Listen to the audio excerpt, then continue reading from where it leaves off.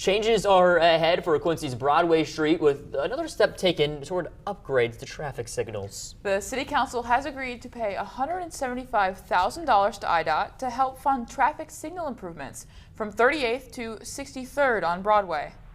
Here's a live look now out at Broadway as officials hope the new modern signals there will improve safety for drivers and pedestrians alike. City Engineering Manager Steve Bangy says the improvements approved last night are years in the making. He explained the lights must be brought to ADA standards, saying the improvements will add several features that will help reach a high standard for public safety. Most of the traffic signals don't meet current ADA standards. Such things as like the flashing hand signals that give the audible beeps, those kind of things. You'll also start seeing the flashing yellows out there at the traffic signals. Bangy added he hopes paving on Broadway starts in late spring, but said he can't guarantee anything.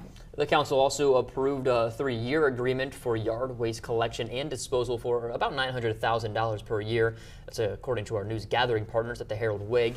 It continues a partnership ongoing since 2005.